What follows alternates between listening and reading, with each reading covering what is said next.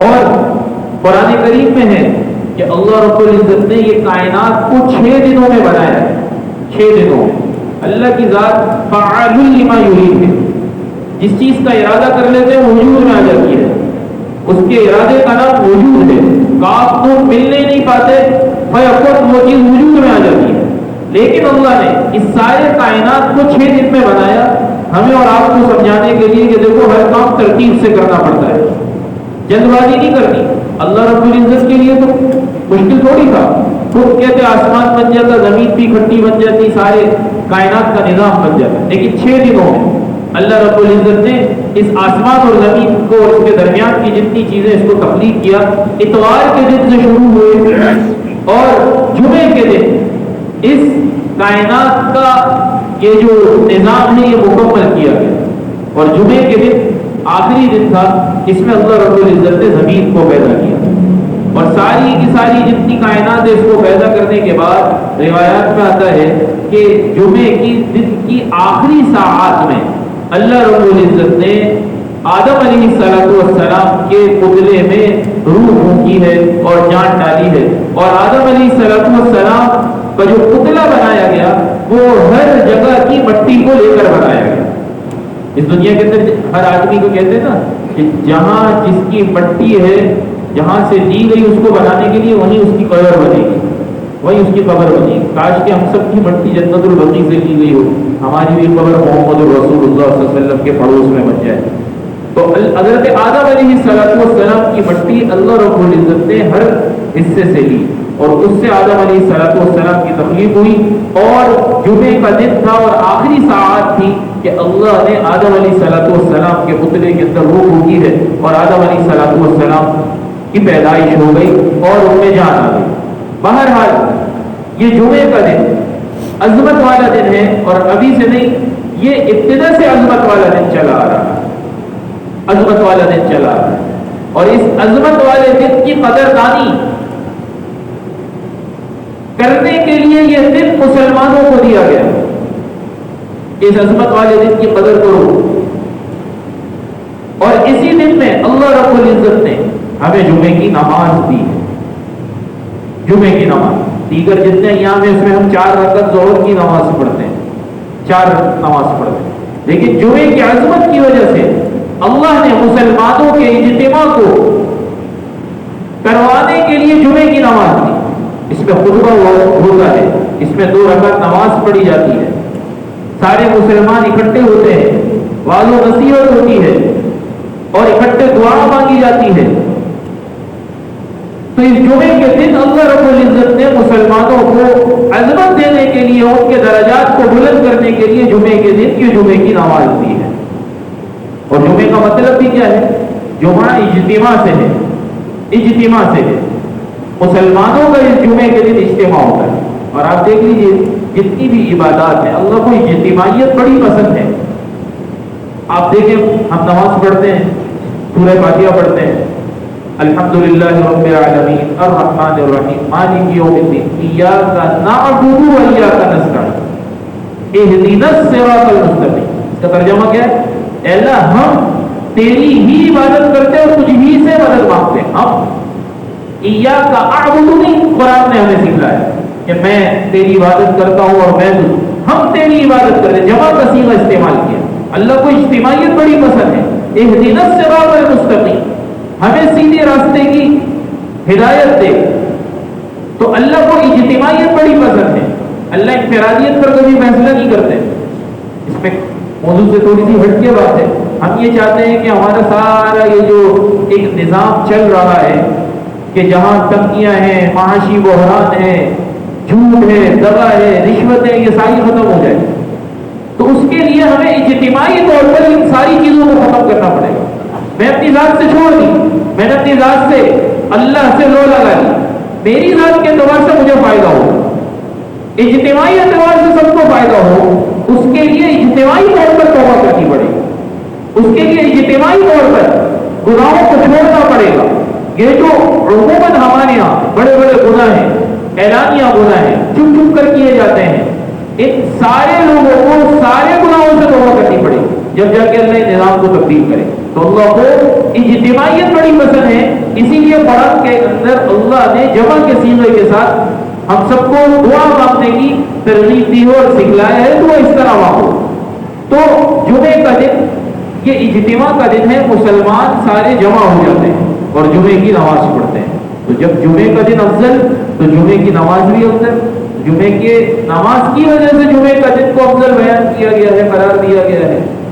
تو جمعے کی عظمت کو ہم دل میں رکھیں، جمعے کی نماز کی عظمت کو ہم دل میں رکھیں اور جمعے کی نماز کے فضائل ہمارے سامنے ہوں. تو ان فضائل کو جب ہم اپنے سامنے رکھیں گے اور جمعے کی تیاری کریں گے تو اور ذوق و شوق سے ہو، اور ذوق و شوق سے ہو. جب کسی چیز کے فضائل سامنے ہوں، مثال کے طور پہ کہیں گھومنے کے لیے جانا ہے، کہیں پکنک کے لیے جانا ہے اور وہاں کے فضائل ہمارے سامنے ہو، علاقے ایسے وہ وہاں کی خوبصورتی ایسی اور وہاں ایسے ایسا مزہ آتا ہے، تو دل چاہتا ہے رات کو نیند نہیں آتی کہ صبح جانا ہے جلدی سے اڑ کے چلے جائیں، جلدی سے اڑ کے چلے. ایک مرتبہ ہمارا جانا ہوا، ایک وادی ہے، وادی ممراٹ، پیر بالا کا ایک علاقہ ہے، پاکستان کا بالکل آخری کونا ہے. وہاں جانے کا اتفاق ہوا تو پیر بالا میں نے وہاں کے فضائل سنائے لوگوں نے کہ وہ ایسی وادی، واقعی میں ایسی وادی کہ پورے پاکستان میں ایسی وادی نہیں دیکھی. اللہ نے پہاڑوں کے اوپر میدانی شکل میں وہ وادی بنائی. آپ کلام چلے جائیں، ادھر ادھر چلے جائیں، پہاڑ ہیں سارے، پہاڑوں کے اوپر وادیاں بنی ہوئی ہیں. وہ ایسی وادی ہے کہ پہاڑ کی چوٹی پر اللہ نے میدانی شکل میں بنائی، جہاں کی آبشاریں گر رہی ہوتی ہیں تو جیسے لگتا ہے کہ دودھ گر رہا ہے سفید رنگ کے برف کے ساتھ. میں حیران ہو گیا تو اس جگہ پہ جاتے. خیر تو فضائل سامنے، رات کو نیند نہیں آتی کہ اڑ کے چلے جائیں. تو جب جمعے کے فضائل ہمارے سامنے ہوں گے کہ جمعے پر اللہ کیا دے رہے ہیں، جمعے کی عظمت کیا ہے، جمعے کے نماز کے فضائل کیا ہیں، تو جب جمعے کی ہم تیاری کریں گے تو ذوق و شوق سے کریں گے، ذوق و شوق سے کریں گے. تو میرے محترم دوستوں عزیزو، جمعے کا دن بڑی عظمت والا دن ہے. اس میں 4 کام ہر مسلمان کرتا ہے. نماز پڑھنے کے لیے تو آتے ہیں کہ نہیں آتے؟ ساری آتے ہیں. 4 کام کرتے ہیں. سب سے پہلے کیا کرتے ہیں؟ غسل کرتے ہیں، صاف ستھرے کپڑے پہنتے ہیں، عطر لگاتے ہیں اور پھر چوتھا کام مسجد کے لیے آتے ہیں. یہ ہر کام آدمی یہ کام کرے. جتنے بیٹھے انہوں نے بھی، آپ سب نے بھی یہ کام کیا، نہائے، کپڑے پہنے، عطر لگایا اور جمعے کے لیے. علماء فرماتے ہیں ان 4 کاموں کو کرنے کے فضائل اپنی جگہ.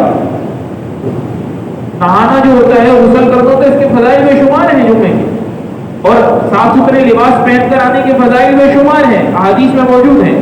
اور مسجد کے لیے چل کر آنا، عطر لگانا، اس کے فضائل الگ ہیں. لیکن علماء فرماتے ہیں جب یہ 4 کام ہم کریں تو ان 4 کاموں میں 4 چیزوں کا استحضار کریں. جمعے کے دن ہم کیوں آتے ہیں مسجد کے اندر؟ اللہ سے لو لگانے کے لیے آتے ہیں نا. آخرت کا شوق پیدا ہو جائے اور جنت کا شوق پیدا ہو جائے، دنیا کی بے رغبتی ہمارے دل میں، یہی مقصود ہے جمعے کے دن آنے کا. تو ان 4 کاموں کے اندر ہمیں 4 کام اگر ہم کر لیں تو یہ چیز اعلیٰ درجے میں ہمارے اندر آ جائے، جس کو کہتے ہیں مراقبہ. مراقبہ کیسے کرنا ہے؟ آدمی نہا رہا ہے، نہاتے ہوئے، غسل کرتے ہوئے وہ یہ استحضار کرے کہ آج میں اپنے ہاتھوں سے نہا رہا ہوں. آج دروازہ بند ہے، میں نے اپنے ہاتھ سے خود اپنا لباس اتارا ہے، اپنے ہاتھ سے اپنے بدن پر پانی ڈال رہا ہوں، اپنے ہاتھ سے میں اپنے بدن پر صابن مسل رہا ہوں. ایک وقت آئے گا کہ میرے بدن کا جو لباس ہے میں خود نہیں اتار سکوں گا، کینچی سے کاٹ کر اتارا جائے گا. مجھے اس تختے کے اوپر خود نہیں لیٹنا، مجھے لٹایا جائے گا. آج میں بیٹھ کر غسل کر رہا ہوں، ایک وقت آنے والا ہے کہ مجھے تختے پر لٹا کر لوگ غسل کروائیں. آج میں اپنے ہاتھ سے اپنے بدن پر پانی ڈال رہا ہوں، ایک وقت آئے گا کہ لوگ میرے بدن پر پانی ڈالیں گے. آج میں اپنے ہاتھ سے اپنے بدن کو صاف کر رہا ہوں، میل کچیل دور کر رہا ہوں، ایک وقت آئے گا کہ لوگ میرے بدن پر خود صابن مسلیں گے اور پانی بہا کر مجھے نہلایا جائے. یہ استحضار، یقین جانیے یہ کر کے دیکھیے آپ. لذت کو توڑ دینے والی چیز موت کا یاد کرنے والی، موت کی یاد ہے. رسول اللہ صلی اللہ علیہ وسلم فرمایا دنیا کی لذتیں جو توڑنا چاہتا ہے وہ موت کو یاد کرے. تو نہاتے ہوئے، غسل کرتے ہوئے جب یہ استحضار ہوگا تو یقین جانیے دل خود بخود اللہ کی طرف راغب ہو. اور جب ہم لباس پہن رہے ہیں، صاف ستھرا لباس پہن رہے ہیں، تو یہ استحضار ہو. ایک وقت آئے گا کہ یہ صاف ستھرا لباس جو میں آج پہن رہا ہوں، اس طرح ایک نیا کفن کا کپڑا مجھے لوگ پہنائیں گے. آج تو سلا ہوا لباس ہے، ایک وقت آنا ہے کہ بے سلا لباس مجھے پہنایا جائے. اور وہ میں خود نہیں پہن سکوں گا، مجھے لوگ پہنائیں گے۔ جب میں عطر لگاؤں تو مجھے یہ استحضار ہو کہ ایک وقت آئے گا کہ میرے کفن پر لوگ عطر چھڑکیں گے، میں خود نہیں عطر لگا سکوں، میرے کفن پر عطر کو چھڑکا جائے گا۔ اور جب مسجد کے لیے آ رہے ہوں تو یہ استحضار ہو کہ آج میں اپنے قدم اٹھا کر مسجد کی طرف جا رہا ہوں، ایک وقت آئے گا کہ 4 لوگوں کے کندھوں پر مجھے مسجد میں لایا جائے۔ یہ استحضار کے ساتھ، یہ 4 کام ہر آدمی کرتا ہے۔ میں نے کہا نا، نہاتا بھی ہے، کپڑے بھی پہنتا ہے، عطر بھی لگاتا ہے، مسجد بھی آتا ہے۔ ان 4 کاموں میں 4 چیزوں کا استحضار ہو۔ اس استحضار کے ساتھ جب ہم مسجد میں آ کر بیٹھیں گے تو بتائیے کہ دل اللہ کی طرف متوجہ ہوگا کہ نہیں ہوگا؟ دل دماغ اللہ کی طرف متوجہ ہوگا، دنیا سے نفرت پیدا ہونا شروع ہوگی۔ تو جو یہ چاہتا ہے کہ جس کے دل کے اندر دنیا ہی بسی ہوئی ہے، اور ہمارے یہاں دنیا ہی ہے، صبح سے شام تک ہم دنیا بولتے ہیں کہ نہیں بولتے؟ گھر میں جائے تو دنیا بولی جا رہی ہے، بازار میں جائے تو دنیا بولا جا رہا ہے، اپنے شغل کے مقامات پر جائے تو دنیا اتنی دنیا بولی ہم نے، اتنی دنیا بولی کہ آج ہمارا دل قرآن سن کر بھی متاثر نہیں، قرآن سن کر بھی متاثر۔ وجہ کیا ہے؟ دنیا کی محبت کا غلاف ہمارے دل پر چڑھ چکا ہے۔ تو جب اس استحضار کے ساتھ ہم جمعے کے لیے آئیں گے تو وہ غلاف اترے گا، کھسکے گا۔ جب وہ غلاف اترے گا تو دل اللہ کی طرف متوجہ ہوگا، اور پھر مسجد کے اندر بیٹھیں گے اور مسجد میں فضائل کو سامنے رکھ کر بیٹھیں گے تو میرے محترم دوستو عزیزو، انشاءاللہ جب یہاں سے جائیں گے تو مسجد کی سوغات لے کر جائیں گے، مسجد کے انوارات لے کر جائیں گے۔ آج ہم عمل کا نور تو حاصل کرتے ہیں لیکن عمل کے نور کو باقی نہیں رکھتے، عمل کے نور کو باقی نہیں رکھتے۔ وجہ کیا ہے؟ گناہوں کے اندر پڑ جاتا۔ سب سے بڑا گناہ اجتماعی گناہ، 2 گناہ سب سے بڑے اس وقت امت کے اندر۔ ایک آنکھوں سے غلط دیکھنا، آنکھوں سے غلط دیکھنا۔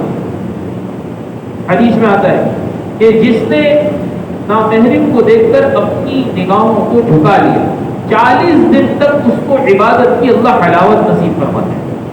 اور آپ اس کا اگر مفہوم مخالف لیں کہ جس نے ہمارے یہاں تو اللہ سب کی عبادت کرا، بہت سارے ایسے لوگ ہیں اہتمام کے ساتھ بد نظری کرتے ہیں، اہتمام کے ساتھ اللہ سب کی عبادت کروائیں، اہتمام کے ساتھ بیٹھیں گے، اہتمام کے ساتھ بد نظری کریں گے۔ اب بتائیے کہ جب ایک مرتبہ نظر جھکانے پر 40 دن کی عبادت کی حلاوت اللہ نصیب فرماتے ہیں، تو اہتمام کے ساتھ جو بد نظری کر رہا ہے کیا ہوگا اس کے ایمان کا حال؟ اس کے دل میں کیسے اللہ آئیں گے؟ اس کے دل میں اسلام کی عظمت کیسے پیدا ہوگی؟ اس کے دل میں مرنے کے بعد جنت میں جانے کا شوق کیسے پیدا ہوگا؟ تو نظروں کی حفاظت۔ اور دوسرا گناہ جو اجتماعی گناہ ہے ہمارا، غیبت، لوگوں کی غیبت، مجلسوں میں بیٹھے غیبت، اس چیز کو ہمیں ختم کرنا پڑے گا، اس چیز کو ہمیں ختم کرنا۔ تو میرے محترم دوستو عزیزو، یہ 4 کام کر کے جب ہم مسجد کے اندر آئیں گے تو مسجد میں ہمارا دل لگے گا، مسجد میں ہمارا دل لگے گا۔ رسول اللہ صلی اللہ علیہ وسلم نے فرمایا جس نے جمعے کی نماز پڑھی، ایک جمعے سے آج ہم سب یہاں جمعے کی نماز کے لیے آئے ہوئے ہیں، آئندہ جمعے تک، ایک جمعے سے لے کر آئندہ آنے والے جمعے تک اس جمعے کی نماز پڑھنے کی برکت سے اللہ آئندہ آنے والے جمعے تک جتنے چھوٹے گناہ سارے معاف کر دیتے۔ ابھی کیے نہیں ہیں چھوٹے گناہ سارے معاف، بڑے گناہوں کے لیے توبہ کرنی پڑتی ہے۔ تو جمعے کے فضائل ہمارے سامنے ہوں،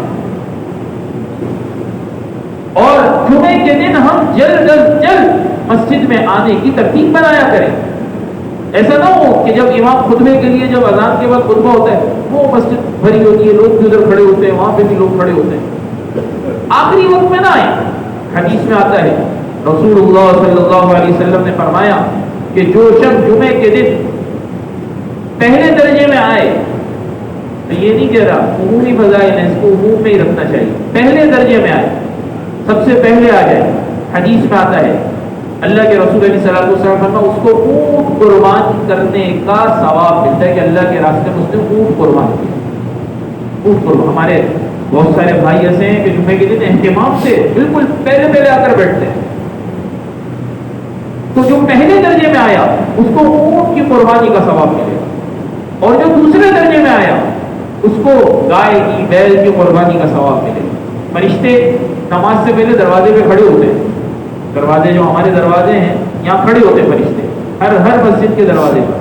جو پہلے درجے میں آ جاتا ہے اس کے لیے اونٹ کی قربانی کا ثواب، جو دوسرے درجے میں آیا اس کے لیے گائے کی قربانی کا ثواب، جو تیسرے درجے میں آیا اس کو بکرے کی قربانی کا ثواب، اور جو چوتھے درجے میں آیا اس کو مرغی کی قربانی، حدیث ہے اس کو مرغی کی قربانی کا ثواب، جو پانچویں درجے میں آیا اللہ کی شان دیکھیے، اللہ ہمیں محروم نہیں کرنا چاہتے، اس کو انڈا صدقہ کرنے کا ثواب ملتا ہے۔ اور جیسے ہی امام خطبہ دینا شروع کر دیتا ہے وہ فرشتے اپنا دفتر بند کر دیتے ہیں اور وہ آ کر جمعے کی نماز میں بیٹھ جاتے ہیں۔ اب جو بعد میں آیا خطبے کے بعد، خطبہ شروع ہونے کے بعد، اس کو تو کوئی ثواب ہی نہیں ملے گا۔ ہاں جمعے کی نماز ادا ہو جائے گی، جو جمعے کے فضائل اللہ نے رکھے ہیں وہ فضائل اس کو میسر نہیں آئے گی۔ تو ہم جمعے کے دن جلدی آنے کا اہتمام کریں، جلدی آنے کا اہتمام۔ حدیث میں آتا ہے کہ جو مفہوم ہے حدیث کا کہ جو جمعے کے دن جلدی مسجد کے اندر آئے، اہتمام سے آئے، اہتمام کے اندر ساری چیزیں آ گئیں اور مسجد میں آ کر لوگوں کو اذیت نہ دے، لوگوں کو اذیت نہ دے تو اس کے گناہوں کو اللہ معاف کر دیتے ہیں۔ لوگوں کو اذیت نہ دینے کا مطلب کیا ہے؟ کرتے پھلان کر آ گیا، پیچھے جگہ ہوتی ہے۔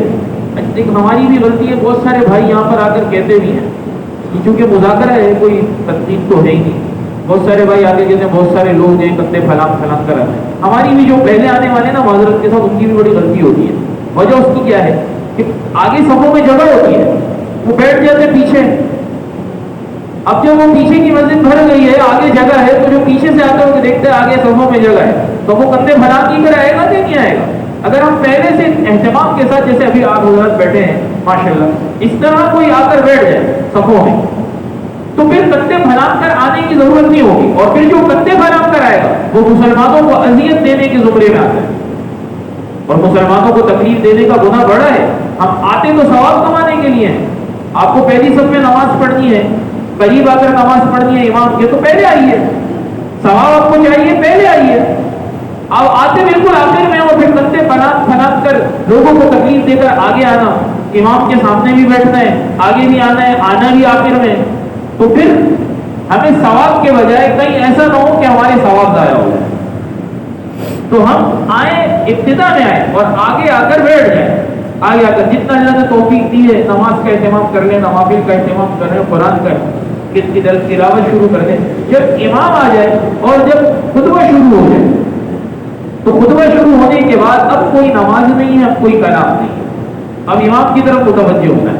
اب یہ جو ہماری جمعے کے دن جو وعظ و نصیحت ہوتی ہے، اس کو بھی بعض حضرات کہتے ہیں کہ یہ بھی خطبے میں شامل ہے، بعض حضرات نے اس کے اندر تھوڑی سی نرمی کی ہے کہ جو عربی کا خطبہ ہوتا ہے وہ عربی کا خطبہ جو ہے وہ عربی کا خطبہ وہ اصل خطبہ ہے، اس میں کلام سلام کچھ بھی نہیں کرنا۔ حتیٰ کہ حدیث میں آتا ہے کہ کوئی اگر کسی کو دیکھے کہ کوئی ایسا عمل کر رہا ہے جو نامناسب، اس کو اشارے سے بھی منع نہیں کرنا چاہیے کہ بھائی یہ کام نہ کرو، بس امام کی طرف متوجہ ہو کر امام کے خطبے کو غور سے سننا، امام کے خطبے کو۔ اور خطبہ میرے محترم دوستو عزیزو، جمعے کے دن 2 رکعت پڑھتے ہیں نا، تو علماء نے اس کی حکمت یہ بیان کی کہ جمعے کا خطبہ اتنا اہم ہوتا ہے کہ ظہر کے دن ظہر کی نماز ہم 4 رکعت پڑھتے ہیں، جمعے کے دن 2 رکعت پڑھتے ہیں جمعے کی نماز، تو یہ جو خطبہ ہے یہ وہ 2 رکعت کے قائم مقام، 2 رکعت جمعے کی، اور وہ جو ظہر کی 2 رکعت ہوتی ہیں جس کو ہم یہاں پر جمعے کے دن 2 رکعت پڑھتے ہیں، وہ 2 رکعتوں کے قائم مقام کے جمعے کا خطبہ ہے۔ اسی وجہ سے اس میں کلام کرنا، اس میں سلام کرنا یہ جائز نہیں ہے، نماز کے اندر کوئی سلام کلام نہیں کرتا، تو اتنی اہمیت ہے۔ اور اس سے پہلے جمعے کی اذان ہوتی ہے، اب ہمارے یہاں 2 اذانیں دی جاتی ہیں، رسول اللہ غور سے سنیے گا یہ مسئلہ، کہیں غلط فہمی کا شکار نہ ہو جائے آپ حضرات۔ اللہ کے رسول علیہ الصلوۃ والسلام کے زمانے میں 1 اذان ہوا کرتی تھی جمعے، ہمارے یہاں تو 2 اذانیں ہوتی ہیں نا، اللہ کے رسول علیہ الصلوۃ والسلام کے زمانے میں 1 اذان ہوا کرتی تھی۔ حضرت ابو بکر صدیق رضی اللہ عنہ کے زمانے خلافت میں بھی 1 اذان ہوا کرتی تھی، حضرت عمر رضی اللہ عنہ کے زمانے خلافت میں بھی 1 اذان ہوا کرتی تھی۔ حضرت عثمان رضی اللہ عنہ کا جب زمانہ آیا تو چونکہ مسلمانوں کی تعداد بڑھ گئی تھی، مدینہ کی آبادی پھیل گئی تھی، فتوحات کے زمانے تھے، وہ مسلمان مدینہ کی آبادی سے، جو مدینہ کا جو شہر تھا اس سے بہت دور دور تک آباد ہو گئے تھے۔ اب قرآن کہتا ہے یا ایھا الذین آمنوا اذا نودی للصلاۃ من یوم الجمعہ فاسعوا الی ذکر اللہ وذروا البیع، اے ایمان والو جب تم جمعے کی اذان سن لو تو جمعے کی طرف آ جاؤ، وَذَرُوا الْبَيْعَ، اور کاروبار کو بند کر دو، کاروبار چھوڑ دو۔ تو جمعے کی اذان سن کر کاروبار چھوڑ دینے کا حکم ہے۔ اور بعض علماء یہ فرماتے ہیں کہ جس نے جمعے کی اذان سن کر کاروبار نہیں چھوڑا، اپنی دکان بند نہیں کی، بھاؤ تاؤ ختم نہیں کیا، تو وہ بھاؤ تاؤ سے جو آمدنی آئے گی وہ ناجائز ہے۔ یہ ناجائز آمدنی حلال آمدنی میں ملے گی تو گڑبڑ ہو جائے گی ساری۔ بعض علماء یہ فرماتے ہیں کہ چھوڑ دینا چاہیے۔ تو اب حضرت عثمان رضی اللہ عنہ کے زمانے میں جب مدینے کی آبادی بڑھی تو حضرت عثمان رضی اللہ عنہ نے جمعے کی 2 اذانیں مقرر کر کہ بھئی جب پہلی اذان سنو تو جو کام کر رہے ہو آپ وہ کام چھوڑو، جمعے کی جلدی جلدی تیاری کرو، اس لیے کہ اگر ایک اذان دی جائے اور وہ کام میں مصروف ہو اور وہاں سے آنا شروع کرے، کان میں اذان پڑی وہاں سے آنا شروع کرے گا، ایک ہی اذان ہے، جب آئے گا تو خود بھی ختم ہو جائے گا۔ تو مسلمانوں کو جمع کرنے کے لیے حضرت عثمان رضی اللہ عنہ کے زمانے میں 2 اذانوں کو حضرت عثمان رضی اللہ عنہ نے قائم کیا، اور علیکم بسنتی وسنت الخلفاء الراشدین المہدیین، رسول اللہ صلی اللہ علیہ وسلم نے فرمایا جس طرح تمہیں میری سنت پر عمل کرنا لازمی ہے، اسی طرح میرے صحابہ، میرے خلفاء راشدین کی سنت پر بھی عمل کرنا لازمی ہے۔ اور خلفاء میں سے حضرت عثمان رضی اللہ عنہ خلیفہ ثالث ہیں، انہوں نے یہ تیسری اذان کو مسلمانوں کے اندر رائج کیا۔ تو ایک اذان ہماری جب ہو جاتی ہے ابتدا میں مسجد میں، تو ہم جتنا چیزیں ساری چھوڑ کر جمعے کی تیاری میں لگ جائیں اور جلدی جلدی نماز کی تیاری کر کے مسجد میں آ جائیں۔ جب جمعے کی دوسری اذان، جب امام ممبر پر بیٹھ جائے، امام ممبر پر بیٹھ جائے اور اذان ہو جائے، اس کے بعد تو سلام بھی ممنوع ہے، کلام بھی ممنوع ہے۔ مسجد میں بیٹھے ہوئے افراد کو اشارہ کرنا بھی ممنوع ہے کہ جائے کہ آدمی کاروبار کر رہا ہو۔ حدیث میں آتا ہے، ویسے تو ہر نماز کے چھوڑنے کا گناہ ہے۔ امام احمد بن حنبل پچھلے جمعے یہ بات آئی تھی تفصیل سے، امام احمد بن حنبل رحمۃ اللہ علیہ کے نزدیک جس نے ایک نماز چھوڑ دی وہ دائرہ اسلام سے خارج ہو گیا، وہ کافر ہو گیا، مرتد ہو گیا، اس کو قتل کر دو۔ ایک نماز جان بوجھ کر چھوڑ دی۔ حدیث میں آتا ہے جس نے جمعے کی نماز چھوڑ دی، جمعے کے دن جمعے کی نماز چھوڑ دی اور جمعے کی نماز کے لیے آیا ہی نہیں، کوئی عذر ہی نہیں ہے، تو اللہ اس کو ایسی کتاب میں منافق لکھ دیتے ہیں، اللہ اس کو ایسی کتاب میں منافق لکھ دیتے ہیں کہ جس کتاب سے مٹایا نہیں جا سکتا۔ تو کتنے ہمارے مزدور طبقہ ہے اور کتنے ہمارے بھائی ایسے ہیں کہ جو جمعے کی نماز ہے ہی نہیں، عام نمازیں تو چھوڑی جمعے کی، تو پھر اللہ جس نے 3 جمعے مسلسل چھوڑ دیے، اللہ اس کے دل پر مہر، حدیث ہے یہ، جس نے 3 جمعے مسلسل بغیر عذر کے چھوڑ دیے، اللہ اس کے دل پر مہر لگا دیتا ہے۔ اللہ ہم سب کی عبادت کرے، جس کے دل پر مہر لگ جائے، اس کے دل میں چاہے نبی آ کر اس کے سامنے قرآن پڑھ کر سنا دے، چاہے نبی آ کر اس کو دعوت دینا شروع کر دے، جس کے دل پر مہر لگ جائے اس کے دل میں پھر ہدایت دی جا سکتی۔ ختم اللہ علی قلوبہم وعلی سمعہم وعلی ابصارہم غشاوہ، کہ مشرکین مکہ رسول اللہ صلی اللہ علیہ وسلم ان کو دعوت دے رہے ہیں، رسول اللہ صلی اللہ علیہ وسلم جن پر قرآن اترا ہے وہ رسول ان کو قرآن سنا رہے ہیں، لیکن ان کے دل کے اندر دعوت کیوں نہیں جا رہی؟ وجہ اس کی یہ تھی ہٹ دھرمی کی بنا پر اللہ نے ان کے دلوں پر مہر لگا دی۔ جس کے دل پر مہر لگ جائے اس کے دل کے اندر پھر ہدایت نہیں جا سکتی۔ اب آگے جا کر اس کا معاملہ کیا ہوگا اللہ جانے۔ تو ہم دیکھ لیں ہمارے ماتحت جتنے لوگ ہیں، ہم اگر کسی دکان کے مالک ہیں، ہمارے ماتحت بہت سارے لوگ ہیں، کسی فیکٹری کے اندر ہیں، ہمارے ماتحت بہت سارے لوگ ہیں، ہم ان کو نمازوں کا اہتمام کریں، ہم اس کو نمازوں کا اہتمام۔ قرآن کریم کہہ رہے ذالکم خیر لکم ان کنتم تعلمون وذروا البیع، بیع چھوڑ دو، بیع چھوڑ دو، دکان بند کر دو، فیکٹری جو ہے ان کی مشینیں بند کر دو، بھاؤ تاؤ ختم کر دو، مسجد میں آ جاؤ۔ ذالکم خیر لکم ان کنتم تعلمون، اگر تم جانتے ہو تو تمہارے لیے عمل بہت بہتر ہے۔ اس پر کیا اللہ دیں گے ہمیں نہیں معلوم۔ اور جب جمعے کی نماز ہو جائے فَإِذَا قُضِيَتِ الصَّلَاةُ فَانتَشِرُوا فِي الْأَرْضِ وَابْتَغُوا مِن فَضْلِ اللَّهِ، جب جمعے کی نماز ہو جائے تو پھر زمین میں پھیلو اور اللہ کا فضل یعنی رزق تلاش کرو، کاروبار میں لگو، پھر اللہ برکت دے گا۔ یقین جانیے ہم اللہ کی نسبت پر اپنی دکان کو بند کریں، اللہ کی نسبت پر جو کام ہوتا ہے نا اللہ اس کو رسوا نہیں کرتا، اللہ ایسے شخص کو رسوا نہیں کرتا۔ اللہ کی نسبت پر جس کام کو چھوڑا جائے، اللہ کی محبت میں جس کام کو چھوڑا جائے، ہم دنیا کی نسبتوں کی وجہ سے تو بہت سارے کام کر لیتے ہیں، لیکن اللہ کی نسبت پر, اللہ کی محبت میں ہم یہ کام تو کر سکتے ہیں نا کہ اپنی دکان کا شٹر نیچے کر سکتے ہیں. نماز کے وقت میں یقین جانیے, آپ کر کے دیکھیے, نماز کے وقت میں اپنے دکان کا شٹر بند کر کے مسجد میں آ جائیں ساروں کو لے کر. آپ اپنے کاروبار کے اندر برکتیں دیکھیے, آپ اپنے رزق میں برکتیں دیکھیے, آپ اپنی جان میں برکتیں دیکھیے, آپ اپنے گھر میں برکتیں دیکھیے, اللہ کی نسبت پر نیچے کیے. تو حدیث میں آتا ہے اللہ کے رسول علیہ الصلوۃ والسلام فرمایا جس نے جمعے کی نماز 3 نمازیں چھوڑ دی اللہ اس کے دل پر مہر لگا دیتا ہے, مہر لگا دیتا ہے. تو جمعے کا دن یہ افضل دن ہے, افضل دنوں میں سے. تو اس جمعے کے لیے ہم اہتمام سے آیا کریں, اہتمام سے اچھا لباس پہن کر آیا کریں, سر ڈھک کر آیا کریں. یہاں سے مجھے بڑی یعنی تکلیف ہوتی ہے اور شرم بھی آتی ہے یہ کہتے ہوئے کہ بھائی جن بھائیوں کا سر ڈھکا ہوا نہیں ہو اپنا سر ڈھک لیں. یقین کریں مجھے بڑی شرم آتی ہے یہ بات کہتے ہوئے کہ جمعے کے دن آئے ہیں ہم سر ڈھک کے نہیں آئے. یہ کہتے ہوئے مجھے بڑی شرم آتی ہے کہ اپنے پائیں کے ٹخنوں سے اوپر کریں. جمعے کے دن آئے تو اہتمام سے آ جائیں, اہتمام سے آ جائیں. نیت کریں آج سے کہ انشاءاللہ جمعے کے دن ہم آیا کریں گے, اہتمام کے ساتھ آیا کریں گے, ابتدا میں آیا کریں گے. اور جو 4 باتیں میں نے آپ سے کہیں, 4 کام کرتے ہوئے 4 چیزوں کا مراقبہ کرنا ہے, اس مراقبے کے ساتھ ہم آئیں گے تو یقین جانیے دنیا کی محبت ہمارے دل سے نکلنا شروع ہوگی. اور پھر جب جمعے کی نماز کے بعد ہم جائیں گے تو پھر ایک نور لے کر ہم جائیں گے اور تازگی محسوس کریں گے. یقین کریں کہ جب آپ اہتمام سے کوئی عبادت کریں, جب آپ گھر پہ جائیں گے سارا دن اس کی تازگی ایک محسوس ہوتی ہے. سارا دن تلاوت کریں صبح اس کی تازگی آپ سارا دن محسوس کریں گے. صبح اہتمام کے ساتھ ذکر کریں بیٹھ کر اللہ اللہ سبحان اللہ لا الہ الا اللہ, اس کی تازگی آپ سارا دن محسوس کریں گے. اور جمعے کے دن جو باتیں ہم سنیں لازمت جا کر اس کو ایک خلاصہ اپنے دماغ کے اندر بنا لیں, اتنی باتیں کی گئی ہیں, یہ جا کر ہم اپنے گھر والوں کو سنائیں. ہم تو یہاں سے جب جمعے کی نماز ہوتی ہے جیسے ہی سلام پھرتا ہے تو باہر والے ہمارے جو بھائی ہیں وہ السلام علیکم ورحمۃ اللہ کے اللہ کا انتظار کرنا ہوتا ہے. اور پھر جو بھاؤ بھاؤ کے شروع ہوتا ہے کوئی منع بھی نہیں کرتا ہوتا ہے. جاتے جاتے جو جانے والے ہیں جلدی سے میری گزارش ہے ان کو منع کر دیا کرے بھائی ابھی دعا تو ہونے دو, دعا تو ہونے دو. آمین ہوتا ہے بس شور شرابہ شروع. اور پھر ہمارے جتنے نمازی ہیں یہاں سے لے کر جاتے ہیں اپنے گھروں پر مسجد سے سوغات لے کر جاتے ہیں, پھل فروٹ لے کر جاتے ہیں اپنے بچوں کے لیے. صحابہ کیا لے کر جایا کرتے تھے, صحابہ مسجد میں جو باتیں سنی ہوتی تھی وہ سوغات لے کر جایا کرتے. تو آپ صحت کے ساتھ یہ ساری باتیں بھی لے کر جائیں.